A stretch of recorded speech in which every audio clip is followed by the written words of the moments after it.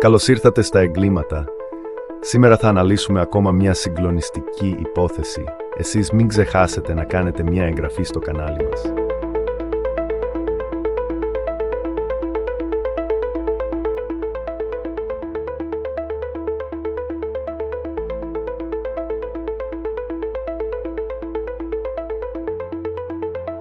Η ιστορία που θα δούμε σήμερα είναι πραγματικά συγκλονιστική. Γυρνάμε πίσω στο καλοκαίρι του 1989, όταν ένα αποτρόπαιο έγκλημα συγκλώνησε όλη την Ελλάδα. Η Ευθυμία Σερδάρη Παλιμάρκου, μητέρα 2 παιδιών, έπεσε θύμα ενός σατανικού σχεδίου που εκτέλεσαν ο σύζυγός της, Δημήτρης Παλιμάρκος, και η ερωμένη του. Η δεκαετία αυτή σημαδεύτηκε από κοινωνικές και πολιτικές αναταραχές, αλλαγές στην νομοθεσία και μια μετάβαση στη μεταπολιτευτική Ελλάδα, που ακόμα προσπαθούσε να εδραιώσει ένα σταθερό πολιτικό και κοινωνικό πλαίσιο. Παράλληλα, τα εγκλήματα πάθους και τα οικογενειακά εγκλήματα ήταν ιδιαίτερα ενδιαφέροντα για τον τύπο και το κοινό, αφού έφερναν στην επιφάνεια θεμελιώδεις έννοιες όπως η τιμή, η αφοσίωση και η προδοσία, που εξακολουθούσαν να κυριαρχούν στη συλλογική συνείδηση. Η περίπτωση του Δημήτρη Παλιμάρκου και της ερωμένης του εντάσσεται σε αυτή την κοινωνική συγκυρία, όπου η παραδοσιακή οικογενειακή δομή άρχισε να δοκιμάζεται και τα κοινωνικά ταμπού, όπως η μοιχεία, συχνά αποτελούσαν αιτία για ακραίες ενέργειες, ακόμα και δολοφονίες. Η δολοφονία της Ευθυμίας Σερδάρη έγινε σε ένα περιβάλλον όπου η ανδρική κυριαρχία και η ιδέα της τιμής ήταν ακόμα ισχυρά χαραγμένες στις κοινωνικές δομές της Ελλάδας, ιδιαίτερα στις αγροτικές περιοχές. Τα κίνητρα του Δημήτρη Παλιμάρκου αξίζουν προσεκτικής μελέτης. Από τη μια πλευρά είχε μια παράνομη ερωτική σχέση, κάτι που από μόνο του δεν είναι τόσο σπάνιο. Το ζήτημα όμως είναι το γιατί επέλεξε να διαπράξει ένα τόσο ακραίο έγκλημα για να διατηρήσει αυτή τη σχέση. Ο Παλιμάρκος δεν προσπάθησε απλά να χωρίσει τη γυναίκα του. Σχεδίασε έναν βίαιο θάνατο για να την εξαλείψει από τη ζωή του. Οι ψυχολόγοι θα μπορούσαν να προσεγγίσουν αυτό το γεγονός με την έννοια της σκοτεινής τριάδας χαρακτηριστικών: ναρκισσισμός, ψυχοπάθεια και μακιαβελισμός. Ο ναρκισσισμός του Δημήτρη πιθανότατα ενίσχυσε την αίσθηση ότι δικαιούται να απαλλαγεί από τη γυναίκα του και να συνεχίσει ανενόχλητος στη ζωή του. Η ψυχοπάθεια τον έκανε να νιώσει ότι μπορούσε να διαπράξει ένα έγκλημα χωρίς τύψεις, ενώ ο μακιαβελισμός τον οδήγησε στο να σχεδιάσει το έγκλημα με κρύο αίμα, πιστεύοντας ότι μπορούσε να ξεγελάσει την αστυνομία. Από την άλλη, έχουμε και την ερωμένη του. Αν και τελικά αθωώθηκε, η εμπλοκή της σε αυτή την υπόθεση προκαλεί ερωτήματα. Ήταν ένα απλό θύμα της επιρροής του Παλιμάρκου ή είχε ενεργό ρόλο στο σχεδιασμό και την εκτέλεση του εγκλήματος? Οι γυναίκες που εμπλέκονται σε εγκλήματα πάθους συχνά παρουσιάζουν μια ψυχολογική εξάρτηση από τον εραστή τους, κάτι που μπορεί να εξηγήσει τη συμμετοχή της. Ένα άλλο σημαντικό στοιχείο της υπόθεσης ήταν η σχέση του Παλιμάρκου με την αρχαιοκαπηλεία. Οι πληροφορίες που βγήκαν στην επιφάνεια κατά τη διάρκεια της δίκης υποδηλώνουν ότι η δολοφονία της Ευθυμίας Σερδάρη μπορεί να είχε και οικονομικά κίνητρα, πέρα από τα ερωτικά. Φαίνεται ότι η σύζυγός του γνώριζε για τις παράνομες δραστηριότητές του και ενδεχομένως απειλούσε να τον καταδώσει. Αυτός ο φόβος μπορεί να ήταν ο πραγματικός καταλύτης για το έγκλημα. Η αρχαιοκαπηλεία, ιδιαίτερα στη Βόρεια Ελλάδα, ήταν μια ανθυρή αλλά παράνομη δραστηριότητα την εποχή εκείνη. Οι αγοραπολισίες βυζαντινών εικόνων και άλλων πολιτιστικών αντικειμένων ήταν κάτι που ενδιέφερε τόσο το ελληνικό κράτος όσο και διεθνείς συλλέκτες. Ο Παλιμάρκος εκμεταλλευόταν αυτή την αγορά, διακινώντας πολύτιμα αντικείμενα, και φαίνεται ότι δεν ήθελε σε καμία περίπτωση η σύζυγός του να αποκαλύψει τις δραστηριότητές του. Αν αυτό γινόταν, θα έχανε όχι μόνο την ελευθερία του, αλλά και τα οικονομικά ωφέλη από τις παράνομες αγοραπολισίες. Πώς έγινε όμως η δολοφονία? Ο Παλιμάρκος έπεισε τηλεφωνικά τη σύζυγο του να μεταβεί στο χωριό Αγκαθιά της Ημαθίας για μια υπόθεση αγοραπολισίας βυζαντινών εικόνων από ένα ιερέα της περιοχής. Της εξήγησε ότι μαζί θα έρθει μια ακόμα γυναίκα που θα βοηθούσε στη διαπραγμάτευση. Το ραντεβού κλείστηκε και ξεκίνησαν για το σημείο. Στο δρόμο τους περίμενε ο Παλιμάρκος. Με πρόσχημα ένα χρυσό αγαλματίδιο που είχε κρύψει στη χαράδρα του Ενιπέα, οδήγησε τη γυναίκα του εκεί όπου θα γραφόταν το τέλος της.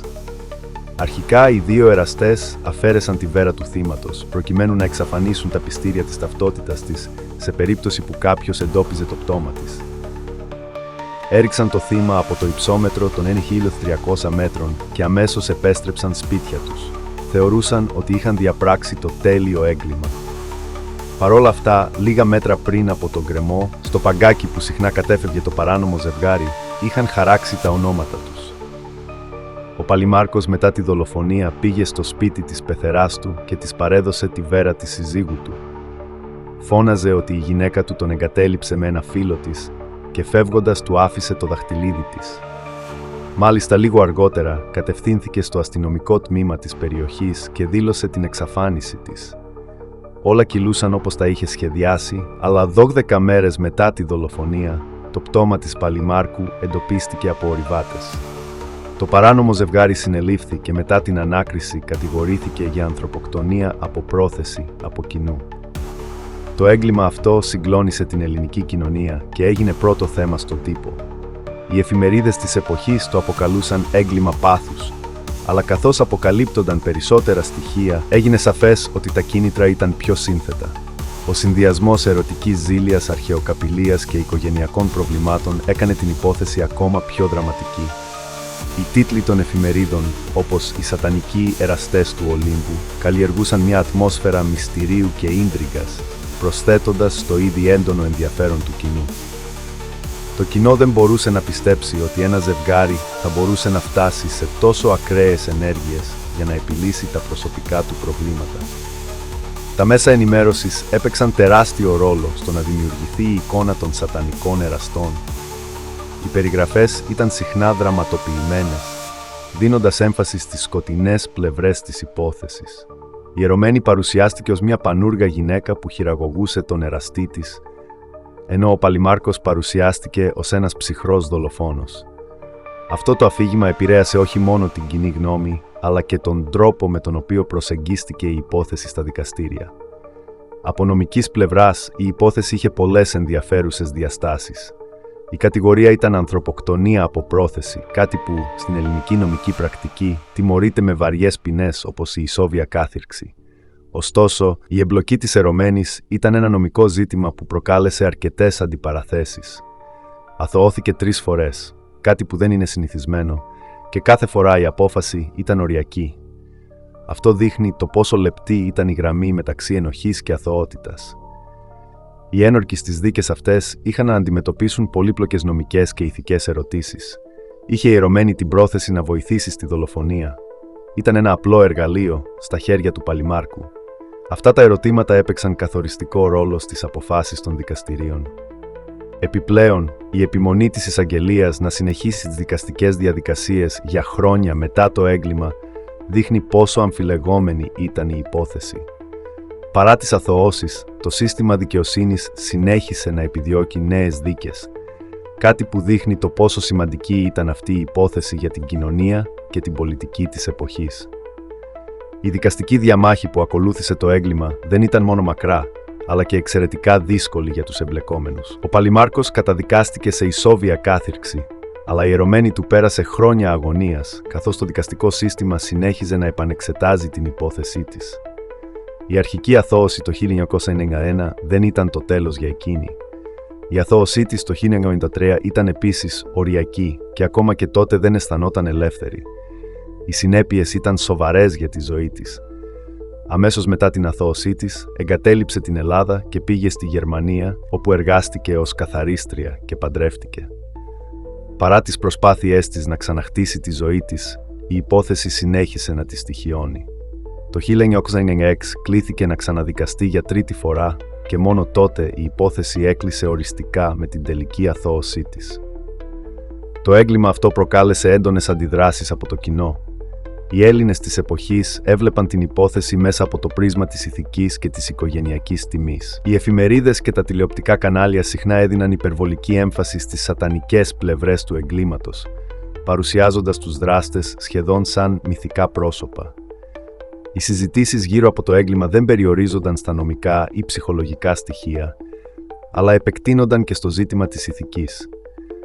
Πολλοί εξέφρασαν αποτροπιασμό για το γεγονός ότι μια ερωτική σχέση θα μπορούσε να οδηγήσει σε τόσο ακραίες πράξεις. Η κοινή γνώμη ήταν διχασμένη για το ρόλο της ερωμένης, καθώς κάποιοι πίστευαν ότι ήταν κι αυτή ένοχη, ενώ άλλοι θεώρησαν πως απλά παρασύρθηκε. Η κάλυψη των ΜΕ έδωσε μια ρομαντική, αλλά και ταυτόχρονα τρομακτική διάσταση στο έγκλημα. Οι δημοσιογράφοι συχνά εστίαζαν στα στοιχεία που τόνιζαν την αμαρτωλή φύση της σχέσης των δραστών και στην προδοσία της συζυγικής πίστης, κάτι που ενίσχυσε τη λαϊκή αποδοκιμασία. Η υπόθεση της Ευθυμίας Σερδάρη Παλιμάρκου μας δίνει μια βαθιά ματιά στις κοινωνικές και ψυχολογικές δυνάμεις που μπορεί να οδηγήσουν έναν άνθρωπο σε ακραία εγκλήματα. Δείχνει πως οι ανθρώπινες σχέσεις, η ζήλια, η απληστία και ο φόβος μπορούν να γίνουν επικίνδυνες, ιδιαίτερα όταν συνδυάζονται με παράνομες δραστηριότητες, όπως η αρχαιοκαπηλεία. Μας υπενθυμίζει επίσης τη σημασία του νομικού συστήματος και τη δυσκολία της απονομής δικαιοσύνης σε υποθέσεις τόσο περίπλοκες. Κάθε απόφαση που λαμβάνεται σε ένα δικαστήριο έχει τεράστια σημασία για τους εμπλεκόμενους και η παραμικρή αμφιβολία μπορεί να αλλάξει την πορεία της ζωής τους. Τέλος, το έγκλημα αυτό μας θυμίζει πόσο ευαίσθητη είναι η ισορροπία στις ανθρώπινες σχέσεις και πώς οι μικρές εντάσεις μπορούν να οδηγήσουν σε καταστροφικές συνέπειες αν δεν αντιμετωπιστούν έγκαιρα. Αν βρήκατε ενδιαφέρον το θέμα και θέλετε να δείτε περισσότερες αναλύσεις και συζητήσεις για εγκλήματα που συγκλώνησαν την Ελλάδα και τον κόσμο, κάντε εγγραφή στο κανάλι, αφήστε ένα like και μοιραστείτε τις σκέψεις σας στα σχόλια. Σας περιμένουμε και στην επόμενη ιστορία μας, όπου θα εξετάσουμε ακόμα περισσότερες συναρπαστικές υποθέσεις.